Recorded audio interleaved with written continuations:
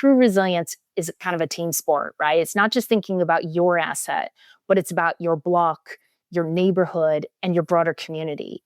The willingness to tackle physical risk and mitigate at the community level is really critical.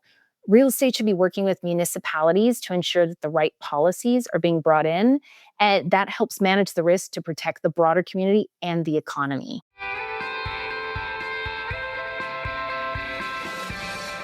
Hello and welcome to the REIT Report. I'm your host, Sarah Borkson-Keto. My guest today is Breana Wheeler, Director of Operations for BREEAM USA. BREEAM is BRE's third-party certification for the built environment, and since it was launched in 1990, it has helped improve asset performance at every stage, from design through construction, use, and refurbishment. BREEAM is a Nareit real estate sustainability partner for 2026. Breana, great to have you on the podcast today. Yes, thanks for having me on. I appreciate it. Let's start by looking more broadly at how investor expectations around sustainability are evolving globally and how capital providers are moving beyond high-level ESG commitments toward quantitative performance-based frameworks like BREEAM when underwriting assets. Yeah, it's a great question. And obviously, at the beginning of a year, to start thinking about where things are headed. So investor expectations have broadly remained the same. So they're really looking for risks to be identified and managed to deliver the return expected. In 2025, though, we saw sustainability pivot from being something of a reputational issue, we're doing good, to being a business risk, which is more directly tied to value creation or preservation. So high-level commitments are great, but the proof is really in the performance. And capital providers and investors are really looking for the data and performance that can validate the claims being made about sustainability risk and opportunity.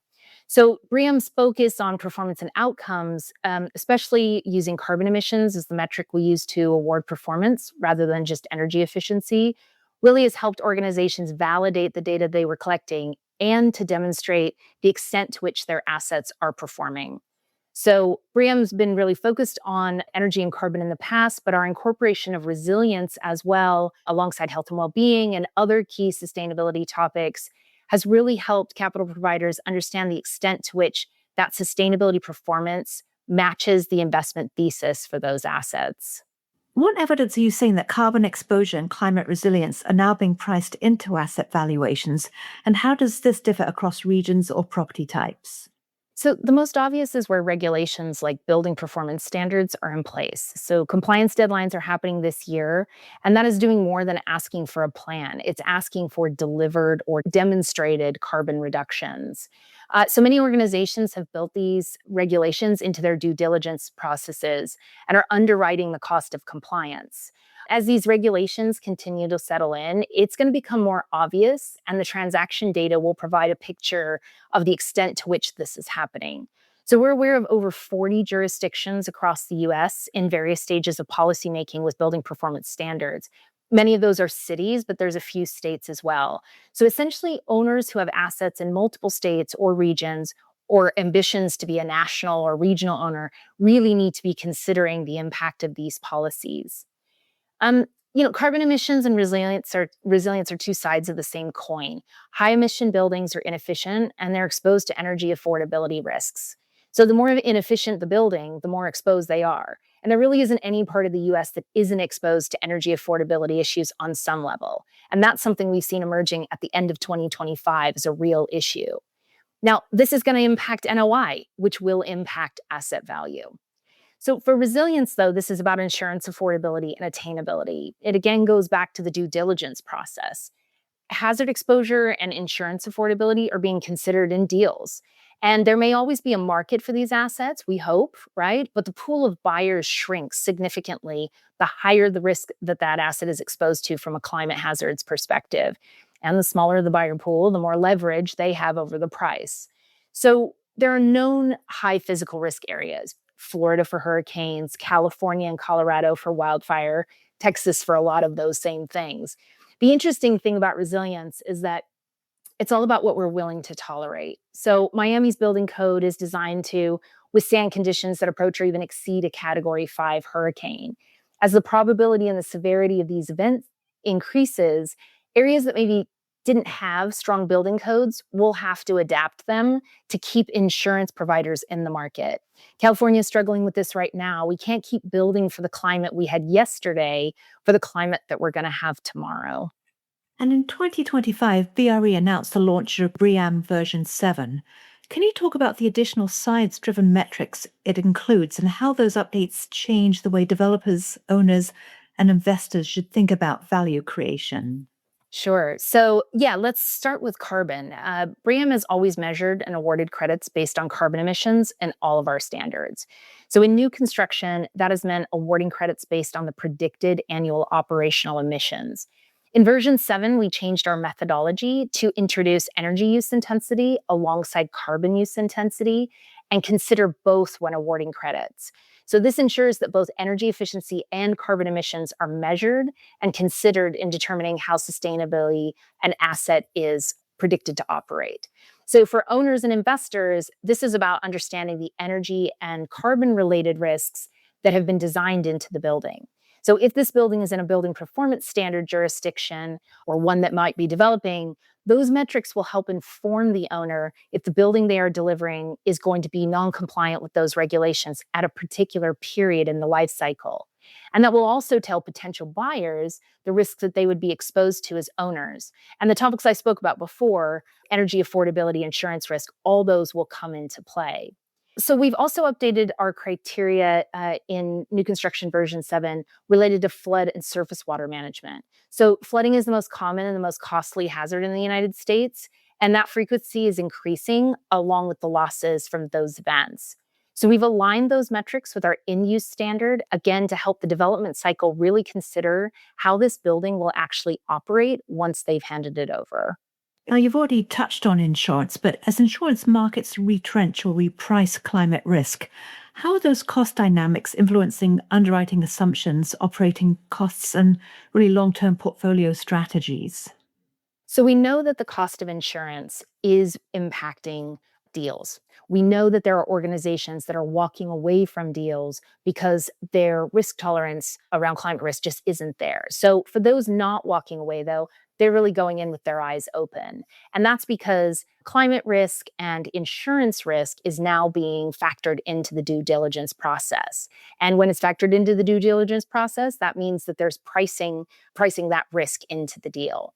Now, what does that look like? Well, that might mean understanding that there's going to need capital expenditure to fortify the building or the site to make it more robust or to account for lower NOI from higher insurance premiums. Building inefficiency is also a part of it, right? Buildings tend to get less efficient over time if they're not properly maintained. The costs of that maintenance, the replacement of the systems before their intended life cycle due to harder use to address extreme heat or cold events, for example, all of that is being looked at and informing the understanding of the return on investment. Great. And as Nareit's own sustainability reporting shows, resilience is increasingly viewed as a balance sheet issue rather than a reputational one.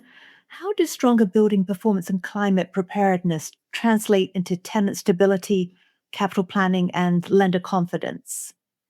Well, at its heart, resilience is about business continuity for those occupants. Businesses that can continue to function and keep their employees safe and working during an extreme event will continue to be able to pay rent. Those employees, in turn, will be able to keep putting food on the table and pay rent as well. So, real estate plays a really critical role in keeping businesses working and people well and safe. Real estate isn't that isn't doing this is going to be at higher risk for asset value reduction. If businesses can't operate and people can't work, rent doesn't get paid. And rent is the lifeblood of our business. So it's also worth noting that resilience isn't about a single building. So true resilience is kind of a team sport, right? It's not just thinking about your asset, but it's about your block, your neighborhood, and your broader community. The willingness to tackle physical risk and mitigate at the community level is really critical. Real estate should be working with municipalities to ensure that the right policies are being brought in, and that helps manage the risk to protect the broader community and the economy. One of the REIT sectors that gets a great deal of attention these days is data centers, particularly what their rapid growth means for power grids and carbon intensity. How are sustainable building standards evolving to address energy management, cooling efficiency, and renewable procurement for this asset class? It's a great question. Data centers have really amplified the challenges that real estate has faced for a while. Let's start with energy. We've been talking about grid reliability and the role building efficiency needed to play to allow the grid that we have to accommodate the rise of electrification. Data centers have really made energy availability an actual serious risk to some projects being feasible. And as we all know, if you can't get power, you're not going to build, right? So data centers are getting any remaining capacity available. And while we can generate more energy, it's always about at what cost. So is it dirty coal energy that's going to pollute our communities? What is the price per kilowatt, right? It's really forcing us to consider our economic choices when resources are constrained. Water is another perfect example of this. There are many places where water stress is a critical restraint to the economy. Water is life, right? And unlike energy, we can't just create more. We have to make choices about how we utilize limited resources and to what end. So BREEAM's had a standard for data centers since 2010, really recognizing that data centers are a unique building type in the way that they use energy and water. But the shift to data centers from, kind of a standard operating model we've seen over the last 10, 15 years to the ones to accommodate AI has totally changed the game. And we're changing too as we reflect on the scale of the impacts that these data centers have compared to those even built 5 years ago. The life cycle is particularly important. So huge amount of resources are going into constructing these buildings. And yet many of them by design may only have a lifespan of somewhere between 5 and 8 years because they're not ready for the technological changes that are coming. That has huge implications on both the sustainability aspects through an environmental lens and that of resilience to keep a financially viable asset. So it's really fast paced, and I can't say we have the answers as an industry. The good news is, though, we've got a lot of smart people working on this, and we have the technology to address it. We just need the will to make it happen. And speaking of how standards adapt to the unique demands of high growth sectors like data centers, how do transparent, globally recognized standards like BREEAM support cross border capital flows, particularly as sustainability regulations diverge across regions and jurisdictions? Yeah, well, investors depend on trust and reliability, right? We use global accounting methods to help standardize approaches to financial data so that anyone in the world can understand the basis for those numbers. Sustainability very much needs to be the same. Science also helps this, right? Science is a universal language we can use that translates across borders. And BREEAM is driven by science, which makes it usable anywhere in the world, kind of bringing this common language to the built environment. For us, the rigor of the certification process really is about providing that trust in different places where you might not have the local context. How do we form that common language? And the rigor of that process really helps establish the trust between the building owner and an investor. The investor is relying on disclosure of data and information to inform their decisions. BREEAM requires the use of a licensed assessor to conduct an on-site assessment and verify that what was submitted through documentation is seen at the building, right? Verifying that performance. Certification and using a robust standard along with that rigorous process supports the trust between the parties and how risks and opportunities are being identified and managed. BREEAM really looks to help organizations put their assets' performance in the context of the investment thesis. So whether it's a value add strategy or core plus, BREEAM certification can help provide that verified performance to help inform those stakeholders. Great. All right, Breana, thanks so much for your time today. Thank you for having me. And to our listeners, if you enjoyed this episode, please subscribe on your favorite podcast platform.